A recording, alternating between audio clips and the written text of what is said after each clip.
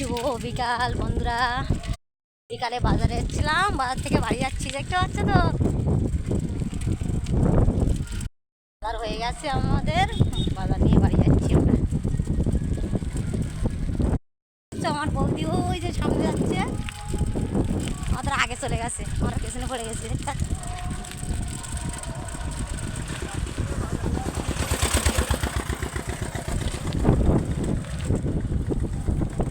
ওই যে দেখা যাচ্ছে কত লোক, দেখতে পাচ্ছ?